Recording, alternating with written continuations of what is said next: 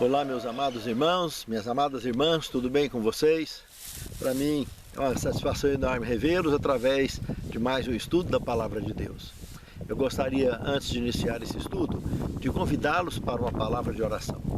Santo Deus, muito obrigado, Senhor, por mais este momento importante em nossa vida, de poder abrir a Tua Palavra e buscar a orientação, buscar a Tua direção, para que a nossa fé possa, de fato, se fortalecer e receber de Ti também a sabedoria necessária para tomar as nossas decisões, fazer as nossas escolhas durante o tempo que Tu tens confiado a nós, a missão específica de levar o Evangelho a todo o povo, tribo e língua.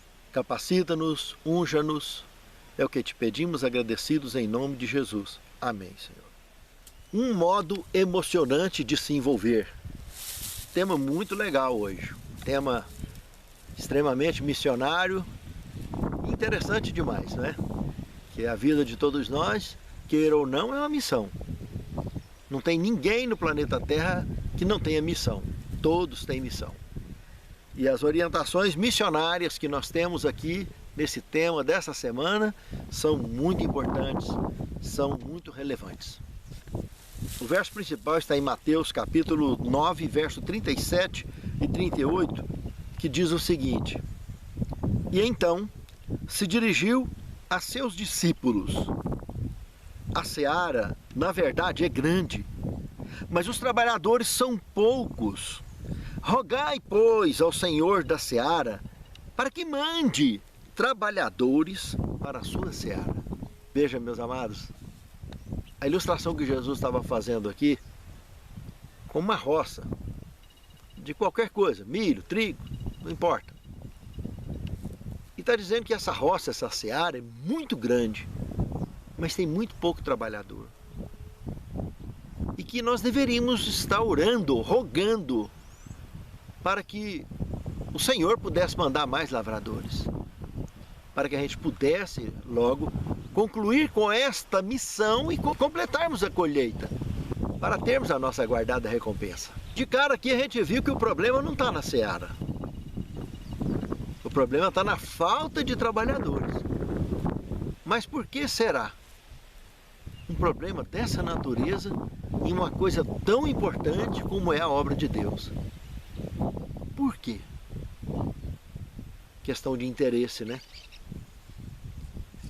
As pessoas apegam o coração nas coisas materiais, ficam muito dependentes, e aí a hora que olha para as coisas espirituais, parece que é tudo abstrato, parece que é muito longe, inatingível, inalcançável. Mas é interessante que chega de noite, a gente olha para o céu e vê tanta estrela, e a hora que lembra que esse planetinha nosso é uma poeira, é um grão de areia diante do oceano, comparado com o universo de mundos e planetas e constelações que existem, a quantidade não só de planetas, mas de galáxias distintas por todo o universo. Mas parece que a mente fechada da maioria das pessoas cela a ponto de imaginar ou de sonhar que a Terra é o único lugar que tem, e aí acaba fazendo o mundo dele girar em torno dele mesmo. Como se não existisse mais nada, mais ninguém, não tivesse nada para fazer.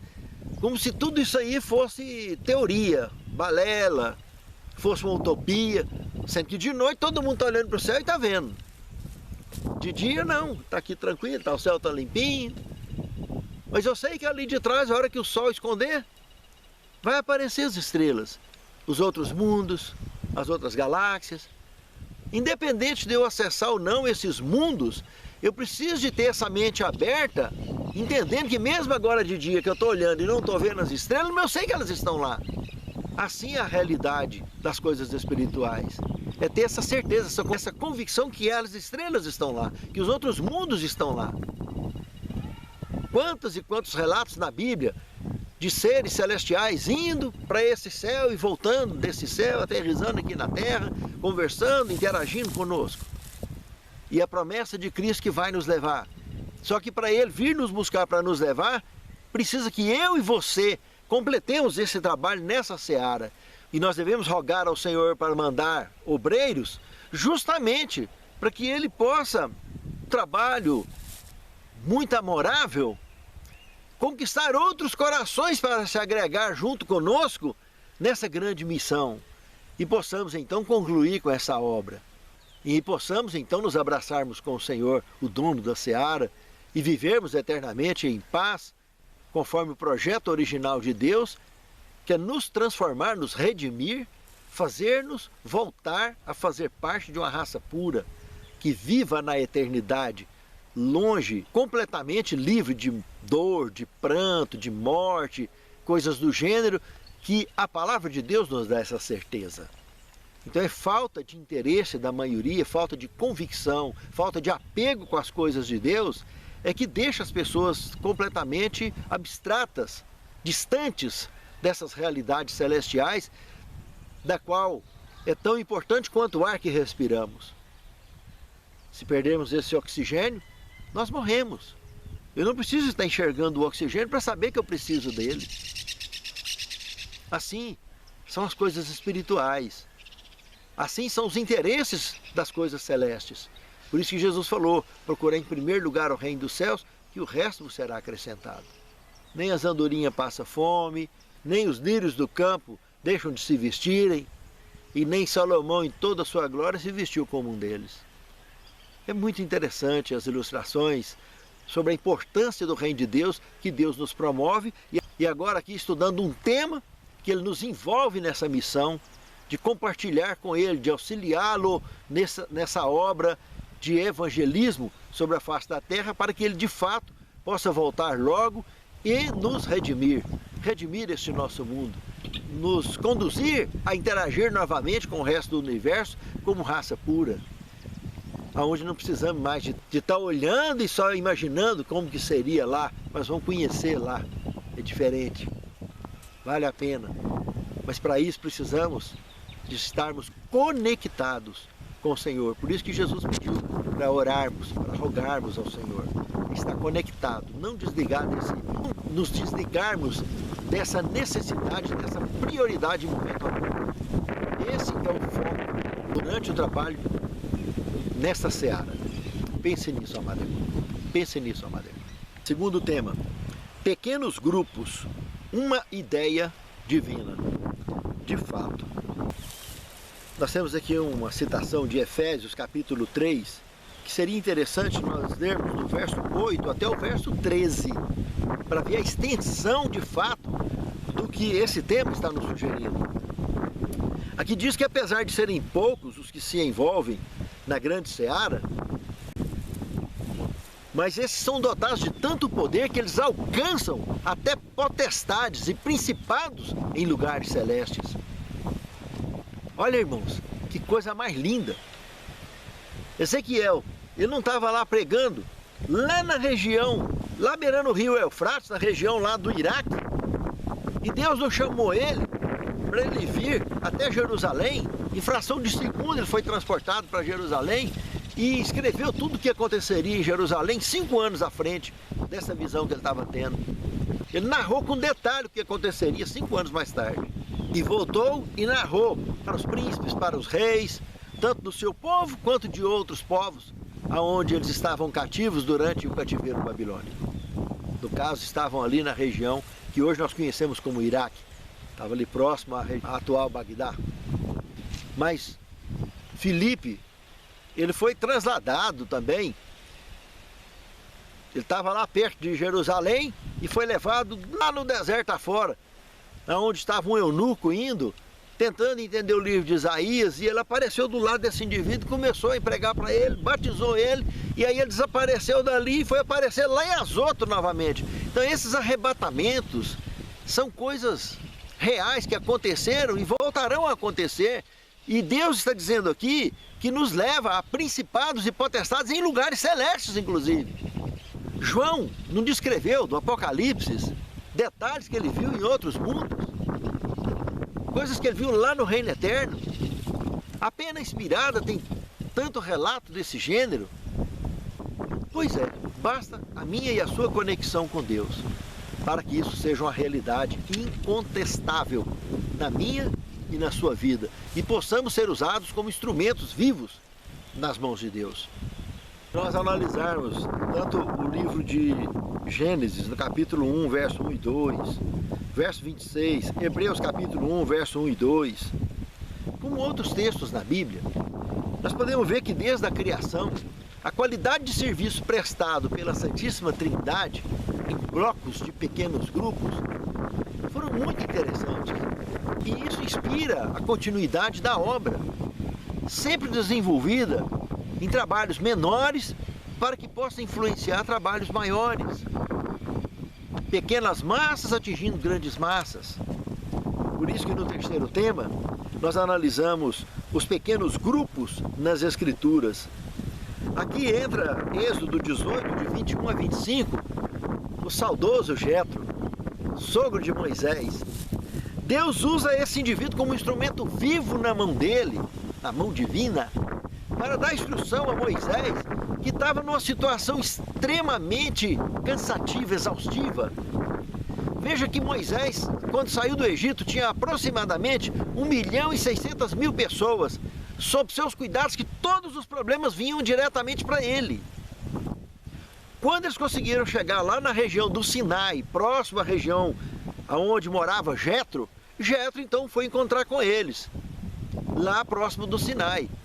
Que foi lá nesse Sinai que Moisés, quando esteve lá, teve a promessa de quando ele estava apacentando o rebanho de Jetro, ali na costa do Sinai. Então, quando Moisés chegou com esse povo ali no Sinai, ficaram acampados muito tempo ali, bem próximo de Midian, já na região da Arábia Saudita, que é o Sinai verdadeiro, é esse. Eles atravessaram o Golfo de Acabe, não o Golfo de Suez, como algumas orientações bíblicas antigas afirmam. Mas existem provas, eu mesmo tenho, dentro da Escatologia, versão 5, eu tenho provas autênticas e detalhadas sobre isso, sobre essa realidade bíblica. Tanto o Novo Testamento quanto o Antigo Testamento confirma que realmente a região é a região da Arábia Saudita, onde está o Sinai. E não naquele mosteiro que tem ali próximo ao entre o Golfo de Suez e o Golfo de Acaba, porque ali é jurisdição egípcia ainda, não tinha porquê os soldados dar a volta por cima e atingir todo mundo ali embaixo, normal. O mar que matou todo mundo foi o do Golfo de Acaba. Do lado de lá já era jurisdição da Arábia Saudita. Então Jetro veio ao encontro de Moisés e deu uma orientação sagrada aonde ele deveria aqui então levantar chefes de 1.000, chefes de 500, chefes de 100, chefes de 50, e dessa maneira distribuiu as responsabilidades que para Moisés só viria os casos mais graves, precisaria de tudo mais aprofundado. Aí foi um alívio, e aí ficou estimulado o projeto de pequenos grupos. Não importa se de 10, de 12, de 50, de 100 e assim por diante. E a obra de Deus será concluída dessa forma, tendo essa organização de pequenos grupos, porque isso é uma inspiração divina. Imagine, quando ele saiu do Egito, ele saiu com uma população de aproximadamente 1.600.000 pessoas. Durante o Êxodo, essa população chegou a alcançar 2.400.000 pessoas. Pense se tem condição de um homem só estar dando suporte para isso tudo, está atendendo, em pleno Êxodo, em campanha de deserto, de viagem pelo deserto. Então Jetro foi usado como instrumento vivo na mão de Deus para dar essa instrução de pequenos grupos para Moisés, que funciona até hoje e tem funcionado. No quarto tema, organizados para servir. Aqui no livro de 1 Coríntios, capítulo 12, do verso 12 ao 25, nós temos aqui diversos dons, como os membros do corpo, né? Mas tudo organizado, funcionando num propósito comum. A mão tem sua função, os pés têm a função dela, os olhos, os dedos, mas o cérebro, a cabeça, que é Cristo, coordena tudo para um bem comum, para que haja com harmonia e as coisas possam acontecer com resultados seguros e altamente positivos. Mas é claro que para isso funcionar dessa forma, precisa de haver um reconhecimento absoluto e claro de cada um, de que cada um é cada um. Devemos aprender a conviver com as pessoas e aceitar elas do jeito que elas são. E respeitar os seus limites. E reconhecer que eu me completo em alguém, alguém se completa em mim. E assim sucessivamente. Os dons que são diversos na igreja e no mundo também, em qualquer ambiente da sociedade, precisam de ser vistos dessa forma, que é a maneira mais segura de nós conseguirmos alcançar êxito durante as nossas ações, durante as nossas escolhas e durante as nossas missões. Pelos grupos do Novo Testamento. Então, se a gente pegar Mateus capítulo 10, nós vamos ver ali a missão dos 12. Os 12 apóstolos, inclusive Judas, Pedro, foram conduzidos de 2 em 2 para evangelizar. E uma série de orientações bacanas foi dada para eles, para que eles pudessem ter um bom aproveitamento durante a missão. E Jesus os revestiu de poder para que eles pudessem, durante a sua missão, fazer curas. Mas é claro, cada um tinha a sua forma de pregar, e de curar, e de ensinar. E de 2 em 2 conseguiram se entenderem de forma a conseguir fazer esse trabalho de forma bacana. E voltaram com muitos resultados bacanas. No Evangelho de Lucas também, no capítulo 10, a missão deu tão certo, aquela missão dos 12, que agora aqui aparece a missão dos 70. Já tinha 70 homens envolvidos nessa missão. De novo, distribuem em duplas e saíram evangelizando. Grandes resultados. E aquilo abriu caminho para que a igreja primitiva pudesse arrancar com força depois. Porque aquela missão ali estava sendo impulsionada pelo próprio Filho de Deus. O Espírito Santo estava dando poder, o Pai estava dando poder. E eles estavam abrindo espaço, expulsando demônios, curando as pessoas e fazendo milagres e pregando. E isso vai acontecer de novo hoje, com muito poder, mas precisamos estar dispostos, com o coração aberto e estar conectado com os dons da seara, para que nós possamos fazer essa obra. Está chegando o momento da gente poder estar junto de novo, fazendo esse trabalho, agora no desfecho do conflito, porque o mundo nunca mais vai voltar ao seu que era. Hora que imaginar que está acabando uma crise, está começando outra, todas do mesmo gênero. E o povo assombrado, usando máscara para tudo quanto é lado do planeta. O planeta está contaminado pelo terrorismo do medo. É fato que existe a doença, mas o medo é muito maior do que a doença e traz muito mais prejuízo do que a doença. Porque a qualidade de vida vai a zero para qualquer medroso. Sabe, irmãos? Nós estamos chegando perto de ter que viver nos campos. Nós já estamos muito próximos de termos que estar vivendo no campo e concluir a pregação do Evangelho lá. E precisamos de nos conectarmos mais do que nunca com o Senhor da Seara, para que Ele nos qualifique para essa missão. Pense nisso, é muito sério. Se nós abrirmos o livro de Atos dos Apóstolos, no capítulo 18, do verso 1 ao 5, no capítulo 20, verso de 1 a 4, como no capítulo 16, no capítulo 12, todo o contexto de Atos dos Apóstolos está repleto desse trabalho de pequenos grupos, pequenas aglomerações, formando alicerces sólidos para a construção de novas igrejas, para estabelecimento da mensagem de Deus naquelas regiões, por onde quer que esses apóstolos, que esses missionários iam passando. E graças a esse trabalho, eu e você fomos evangelizados e hoje continuamos essa missão, esse legado, para que muito breve possamos de fato encontrar com o Senhor que motivou esses apóstolos a fazer isso, para que pudessem encontrar com Ele. E logo, logo, a nossa geração estará assistindo esse Senhor vindo nas nuvens dos céus e conheceremos esses que começaram, porque eles serão ressuscitados e nós nos abraçaremos também. Pense que coisa mais linda, que missão maravilhosa. Sexto tema, a dinâmica dos pequenos grupos. Atos dos Apóstolos, capítulo 4, verso 31, capítulo 12, verso 12, capítulo 20, verso 17 a 19 e do verso 27 ao 32, nós temos aqui que a principal dinâmica na realidade, meus irmãos, dos pequenos grupos, é olho no olho. É conhecer a necessidade, desenvolver a amizade e a intimidade a ponto de podermos suprir a necessidade um do outro, rirmos juntos, chorarmos juntos e compartilharmos juntos o nosso coração. Porque essa unidade entre os servos e servas do Senhor é algo muito especial, que nos leva realmente, de forma mútua, a compartilharmos as alegrias das promessas da palavra de Deus. Não tem nada melhor do que o olho no olho. Ali está fácil. Dentro da igreja grande, você está lá, você não sabe quem está passando aperto, quem não está, quem está com problema, quem não está. Vai lá na unidade pequenininha, onde o professor e os alunos são amigos, interagem, almoçam junto de vez em quando, ou tem a reunião do pequeno grupo lá na garagem da casa. Ali não, ali é bem íntimo, é bem olho no olho, e é gostoso, não deixa a fé apagar, não deixa a lamparina apagar, ela está sempre com fogo aceso, porque está todo mundo animado, as brasas juntas, recebendo o sopro divino e o Espírito Santo colocando o fogo do entusiasmo, e a gente está sempre ligado. E lembrar, dividir para multiplicar é uma grande regra matemática, muito bacana.